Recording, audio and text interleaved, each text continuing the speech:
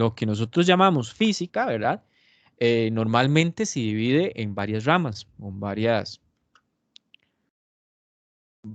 áreas de estudio. Una de ellas es la física clásica, esa en la cual nosotros nos vamos a enfocar en este curso. Una parte de la física clásica, porque la física clásica es bastante grande. ¿Y qué es lo que hace la física clásica? Bueno, nos analiza el movimiento, los fluidos, el calor, el sonido, la luz, la electricidad, el magnetismo, ¿verdad? Luego está la física moderna, que viene después, ¿verdad? Es una evolución de la ciencia, la cual se encarga de temas relacionados a la relatividad, la estructura atómica, la física nuclear, partículas elementales, ¿verdad? La astrofísica, entre otras áreas. También está la física cuántica, ¿verdad? Y entonces acá es como importante ver que a través de la historia la física ha tenido muchos cambios. Igual es bueno que tener esa concepción de que la ciencia no es una verdad absoluta, sino que va cambiando conforme avanza el tiempo y cada vez nos acercamos a una verdad un poquito más realista o más viable, pero no es absoluta. Entonces, la naturaleza de la ciencia es observar los eventos. Entonces, esto lo habla el libro, incluye algo que se llama diseño y realización de experimentos. Entonces, la creación de teorías también está metido acá en lo que es la ciencia como una naturaleza que esa creación de teorías nos van a permitir explicar y darle significado a las observaciones. Y como les dije, esos significados no son verdades absolutas, pero sí nos permiten entender un poco las observaciones que estamos realizando. La ciencia requiere de pruebas de sus teorías para ver si sus predicciones son corroboradas con la experimentación y se basa en algo que es el método científico, ¿verdad? Entonces, esto es importante, que ustedes traten de entender a la ciencia como algo que utiliza el método científico. La historia de la física, entonces, ella a través de los años, primero, ¿verdad? Podemos hablar de la física, tal vez no se llamaba física en su momento, sino se llamaba filosofía natural, y es en la Grecia, ¿verdad? El siglo antes de Cristo o antes de la era cristiana, estaban Leucipo y Demócrito, ¿verdad? Que estos fueron aquellos primeros que empezaron a formular hipótesis sobre de qué estaba hecho, ¿verdad? Entonces ya eso es un pensamiento físico, ¿verdad? De physic, eh, significa el todo y ca el estudio. Entonces ya es como esas ganas de entender de qué está hecho el universo o dónde estamos. También en esa época de la física en la antigüedad está Aristóteles, que es uno de los que aporta bastante y da ideas acerca del movimiento. Sí habían ideas un poco extrañas en esos tiempos, ¿verdad? Acerca de que si un cuerpo caía, a veces era porque era más malo que el cuerpo que subía, ¿verdad? Entonces eran como ideas ahí, pero eran como los primeros pensamientos acerca del movimiento de las cosas. Luego ya para 1510, Nicolás Copérnico ya empieza a plantear teorías heliocéntricas, ya habla de que la Tierra no es el centro del universo, sino que es el Sol, entonces empieza a ver ese cambio. Luego la física clásica, ya aparecen otros como Simon Stevin, que habla de la hidrostática, Christian Huygens, que habla de la propagación de la luz, entonces ya habla de que la luz podemos pensar que es una onda, entonces ya empiezan a haber conceptos extraños, ¿verdad? Para ese tiempo. Y Isaac Newton, que después del tiempo, Isaac Newton es cuando se le da el nombre de física a lo que se conocía como filosofía natural. Isaac Newton ya plantea la teoría general de la mecánica y la gravitación universal. Luego ya aparece lo que es la física aplicada, que entonces ya eh, aparece lo que es la termodinámica, que esto se ve mucho en química, ¿verdad? Y en otras físicas, para los que tengan que llevar más físicas, y empieza a estudiar lo que es el calor y el trabajo como energías. También el magnetismo con Michael Faraday y John Dalton.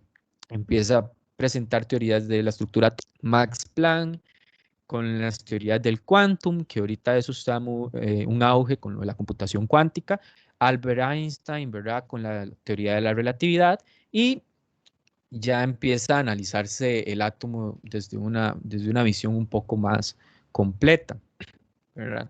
Y así va a seguir, o sea, actualmente hay nuevas físicas que están por venir y un montón de dudas y misterios que no se saben, ¿verdad? Entonces, conforme avance los años, van a haber más y más físicas.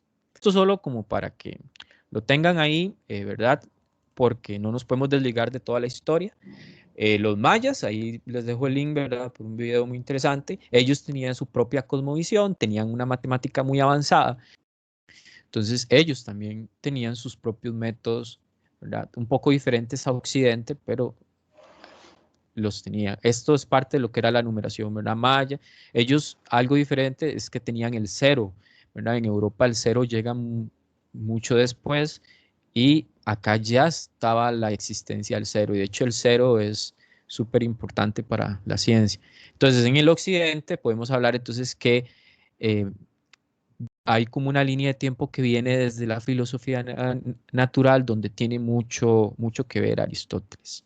Bueno, aquí les pongo algo nada más como para que vean lo del geocentrismo. En esas épocas, cuando se creía que la Tierra era el centro del universo, también se creía que toda la materia estaba constituida por estos 5 elementos, verán que eran figuras geométricas, ¿verdad? Más adelante, tal vez en algún momento les hable de eso, de cómo se trabaja ahora, ¿verdad? Pero dejémoslo por ahí. Y ahora sí, llegamos a algo que sí vamos a estudiar nosotros en este curso, que es cuando aparece Galileo y empieza a hacer experimentación. Esto fue un cambio porque la gente solo pensaba o escribía y con Galileo ya se empezó a hacer experimentación y empezó a dar paso a lo que es el método científico, ¿verdad? Está Isaac Newton y listo.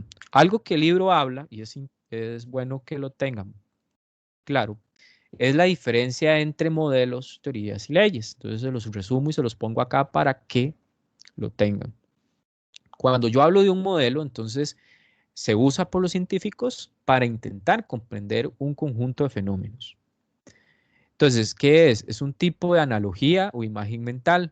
Entonces es como, yo les digo, vamos a analizar la caída libre. Imagínense un sistema en donde la fricción del aire no le cambia la dirección a una pelota y ustedes la dejan lanzar de un edificio. Ese es mi modelo, ¿verdad? Ese sistema que yo utilizo para poder describir o comprender lo que pasa en ese fenómeno. Cuando hablo de una teoría, ya es algo amplio, detallado y me va a ofrecer predicciones. ¿Qué significa que ofrece predicciones? Una ecuación que le va a decir a usted dónde va a estar ese objeto en un tiempo determinado. O qué va a pasar si yo lanzo esto con una cierta fuerza hacia cierta dirección. Entonces ya empieza a hacer predicciones. Con frecuencia son más precisas, pero no hay que confundirlo con el sistema real. ¿Verdad? Lo que yo les decía, no es una verdad absoluta, es algo que se aproxima. Matemáticamente se aproxima, pero no es lo que realmente está sucediendo, porque estamos haciendo un modelo donde lo limitamos a ciertas características.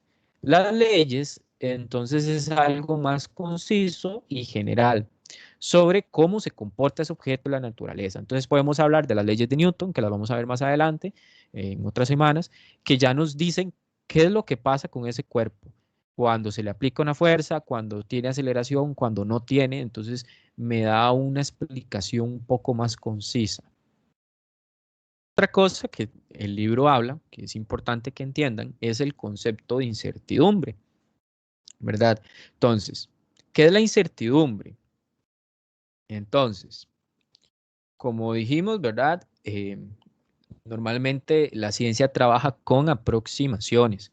No conocemos los datos reales, sino datos muy aproximados al real. Entonces, cuando yo hablo de una incertidumbre, es que si yo medí algo con una regla, yo no voy a estar 100% seguro de que lo que yo medí es ese valor. Hay un cierto error que me da a mí el instrumento de la medición. Un ejemplo, cuando yo utilizo una regla, en el libro se habla de cómo saber la incertidumbre de una regla. Bueno, ustedes tienen que irse a la menor medida. La que tenemos ahí en el ejemplo, ¿verdad? Es una regla con una distancia de 1 centímetro. Acá. Entonces esa es la menor medida. Lo que yo hago es que divido la menor medida entre dos. ¿Verdad? Entonces la incertidumbre de esta regla, voy a representarla como un delta X, va a ser de 0,5 centímetros. ¿Qué significa eso? Bueno, que si yo medí algo con la regla y ese dato tenía 20 centímetros, el dato real, ¿verdad? Va a ser un número entre 19,5 y 20,5. ¿Qué significa? Que va a ser los 0,5 centímetros, perdón, los 20 centímetros que yo medí, bueno, en este caso sería, hay que colocar el mismo número de decimales después de la coma, entonces sería 20,0 más menos 0,5 centímetros. Vean que coloqué un decimal después de la coma porque la incertidumbre lo tiene así. ¿Qué significa eso? Que la regla o está midiendo 19,5 o está midiendo 20,5 o un número en medio de ellos. Pero yo no estoy seguro cuál es el dato correcto. Eso va a depender de la incertidumbre que tiene la regla. Por eso es importante utilizar reglas que tengan la menor medida muy pequeñita, ¿verdad? Entonces pueden ver que los instrumentos más precisos entonces son un micrómetro, ¿verdad? Un pie de rey, estos instrumentos que tienen medidas pequeñas, muy, muy pequeñas. Entonces hace que la incertidumbre disminuya. No es bueno ir a medir algo con una de estas reglas que usan para dar clases, que son unas reglas grandes, ¿verdad? Porque me va a dar mucho error, porque la medición más pequeña normalmente en esas reglas es de 1 centímetro, como el caso del dibujo. El libro también habla de dos tipos de incertidumbres, una estimada y una porcentual. Entonces ahí les pongo la definición para que la tengan, ¿verdad? La que hablamos como estimada es la que el instrumento de medición tiene, ¿verdad? Y se saca diferente si es un instrumento analógico o un instrumento digital. En el caso de la incertidumbre porcentual, esta ya se da por un porcentaje, una división entre la incertidumbre y el valor medido, ¿verdad? La que normalmente se trabaja es esta. Voy a hablarles un poco de cómo sacarla. Ya vimos el caso de la regla, ¿verdad? El caso de la regla es la menor medida dividirla entre 2. En este que está acá es digital. Cuando es digital se saca un poco diferente. Entonces lo que vemos son los numeritos que están en la pantalla. Vean que ahí sale 16,88 milímetros. Entonces, como es un instrumento digital, lo que uno normalmente hace es lo siguiente.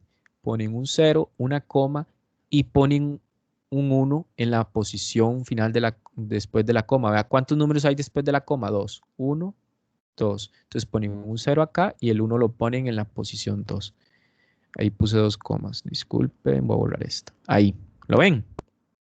Entonces, esta de acá sería la incertidumbre de ese instrumento digital.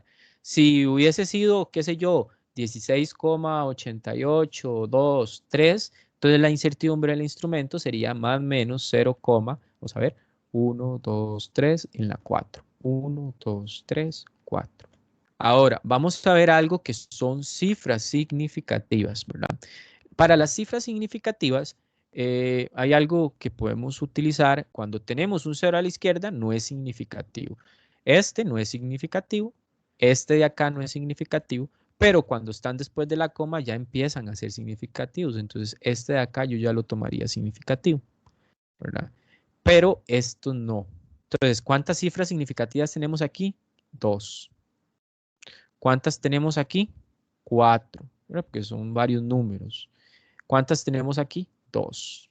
Y aquí, después de la coma, hay 3. Estamos con el número de cifras significativas.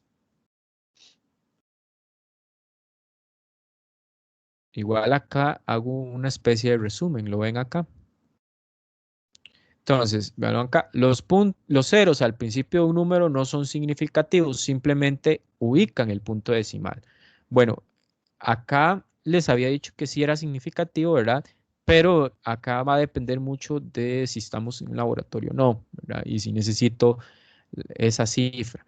Pero para efectos de nosotros, con que estén ya a la izquierda, no van a ser significativos. Entonces vean que acá le está tirando que son 3, porque esos dos estaban a la izquierda. Los vamos a considerar solo para el caso de sacar incertidumbres, como lo que yo les mostré del instrumento digital. Entonces, ¿cuántas hay aquí? 3. Los ceros de un número son significativos. Véalo acá, cuando están dentro, en medio, ¿verdad? Si yo tengo el 1, 0, 2, ya aquí hay 3. Si tengo este número, hay 4 cifras, ¿verdad? Aquí hay 3 y aquí hay 4. Ahora, los ceros al final del número, después del punto decimal, son significativos, ¿verdad? Este de acá, ¿lo ven? Ya no está a la izquierda, está a la derecha. Entonces, aunque sea 2705, pero hay un coma cero, este es significativo. Hay que considerarlo significativo. Entonces, en resumen, 0 a la izquierda no es significativo.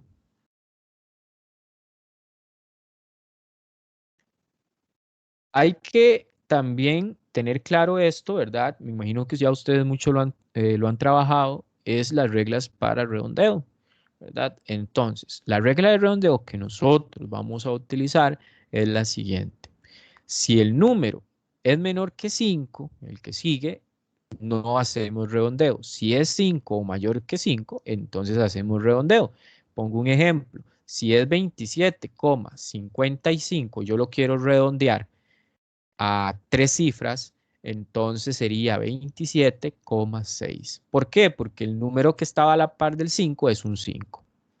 Si hubiese sido 27,54, entonces para redondearlo lo dejo como 5. ¿Por qué? Porque el que está a la par es menor que 5. Y si el número que está a la par es 56, entonces lo redondeo, porque el que está a la par es mayor que 5. Entonces, ven, es eso. Si el número es 5 o mayor que 5, redondeo. Si es menor que 5, entonces lo dejo igual. Listo. Vean acá la primera. Les pongo en la diapositiva multiplicación y división. Entonces, vea que dice que las reglas para cifras significativas implican que el resultado de un cálculo no puede ser más exacto que la cantidad menos exacta empleada, ¿verdad? Esto lo único es como para tratar de dar un valor eh, el más exacto posible, ¿verdad? Porque como estamos, ustedes saben que ya que en ciencias todo son aproximaciones, necesitamos que el dato que me dé sea el aproximado, el mejor aproximado. Entonces, cuando yo divido, lo que hago es ver de lo que yo estoy dividiendo, cuál es el número que tenía menos cifras. Entonces, mi resultado yo lo represento con el que tenía menos cifras. Igual para la multiplicación. Entonces, veamos el ejemplo que tenemos aquí. Tenemos dos números. Tenemos 5,3 metros y tenemos 1,67 metros sobre segundo. ¿Cuántas cifras hay en el primero? Alguien que me diga. ¿Y cuántas hay en el segundo?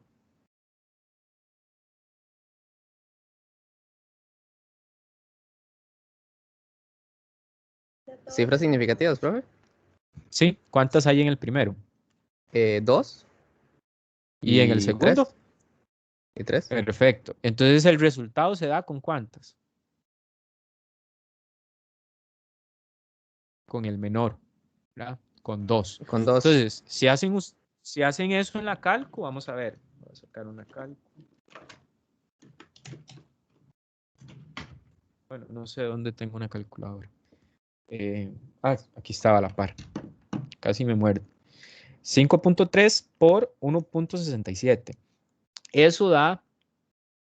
no, perdón, es dividido. Es una división lo que estamos haciendo. Cuando yo hago esta división, ¿verdad? Vamos a borrar esto acá. Cuando yo hago esa división, el dato que yo obtengo es de 3,173652695. Pero ustedes no van a poner eso en el quiz, ¿verdad? Hay que ahora ver con cuántas cifras lo represento. Entonces me fijo cuál tiene menos. El primero tiene 2, entonces lo represento con 2.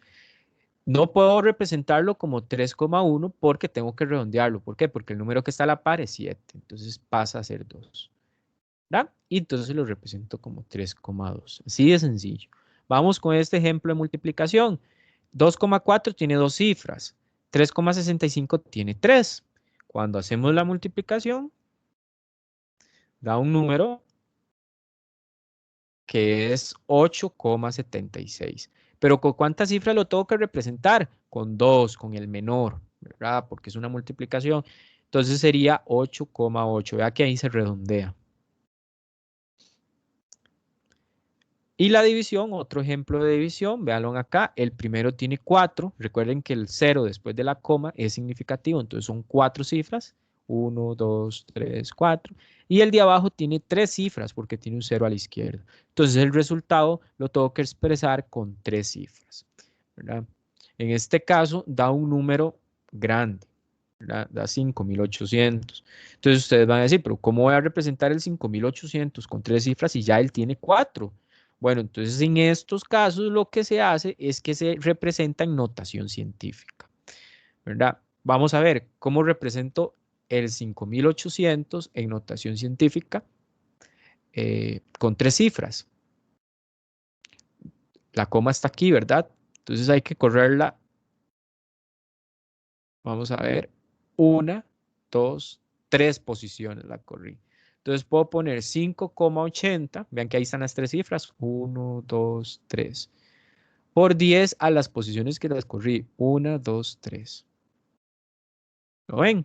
Entonces de esta manera ya lo representé como cifras significativas con 3.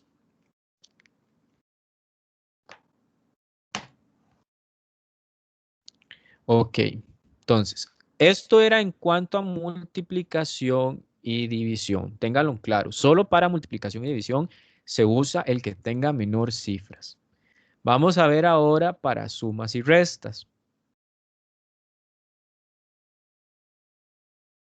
Vean que en sumas y restas, para ambos, lo que hay que fijarse es esto que dice acá. El que menos decimales tiene. Vean acá también. El menor número de decimales. Entonces, ¿qué son decimales? Es lo que va después de la coma. Para la primera suma que están haciendo acá, que es una suma, ¿sí? El 23,1, ¿cuántos decimales después de la coma tiene? 1. No. 1, ¿verdad? Sí, perfecto. Después de la coma hay solo 1. Para el 0,546 hay 3 decimales después de la coma. Para el 1,45 hay 2 decimales después de la coma. Entonces, si tengo que escoger el que menos decimales tiene, tengo que escoger el que tiene un decimal. ¿Lo ven? Entonces, uno hace la suma y eso le da un número grandote con un montón de decimales. Pero ¿cuántos decimales voy a poner? El mismo del que tiene menos. Entonces vean que el resultado lo tengo que dar solo con un decimal después de la coma. Entonces el 0 pasa a ser 1 porque se redondea, ¿verdad? Porque ¿qué hay a la par del 0? Un 9, un número que es mayor que 5. Entonces sería 25,1. Y de esta manera hago yo una suma. Primero me fijo cuál número tiene menos decimales después de la coma. Vean acá en la resta. Pasa que ¿cuántos tiene el 157? Ninguno, ¿verdad? Que ahí, ahí no hay nada después de la coma. Y el menos 5,5 pues tiene 1. Entonces de ahí gana el que tiene 0. Entonces el resultado, que al final cuando yo lo hago, vea que da con un decimal, yo no lo puedo dejar con ese decimal, tengo que dejarlo con el que tenía menos, que es ninguno. Entonces lo redondeamos a 150. Y de esta manera podemos hacer sumas y restas respetando las cifras significativas. Después, ¿verdad? De saber cómo hacer todo eso, nosotros tenemos que tener claro lo que es unidades bases del sistema internacional. Entonces, en las unidades bases del sistema internacional son estas que están acá: metro, kilogramos, segundo, amperios, Kelvin, mol, candela, ¿verdad? Y aquí viene para qué sirve. ¿Para qué existen? Bueno, existen solo, más que todo, para hacer un acuerdo universal, ¿verdad? Un acuerdo universal de cuáles son esas, esas unidades que podemos utilizar entre todos los países, ¿verdad? Porque si no existiese esto, puede ser que nosotros en Costa Rica estemos midiendo en otras unidades, en Roma todavía estuvieran midiendo en pies romanos y en Estados Unidos en pies gringos, el otro esté en codos egipcios o no sé, unidades raras. Aquí podríamos estar midiendo en varas o en, no sé, una unidad extraña que se inventa en cada país. Este convenio lo que hace es generar unidad y que si estamos usando metros en Costa Rica, en otro país también, y eso hace que podamos compartirnos datos de una forma más fácil, ¿verdad? Entonces, aquí están los prefijos que nos permiten poder expresar esas unidades. Esto lo tuvieron que haber visto en la escuela con una escalerita, solo que vieron pocos, no vieron todos. Vieron con masa, ¿verdad? Vieron al kilogramo, hectogramo, decagramo, el gramo, el H minúscula G, el C y el, creo que, bueno, aquí, el miligramo. 1 kilogramo son 10 a la 3 gramos. Me voy a otro, qué sé yo, nano. Nano es 10 a la -9. Significa que un nanogramo son 10 a la -9 gramos. Y así sucesivamente, ¿verdad?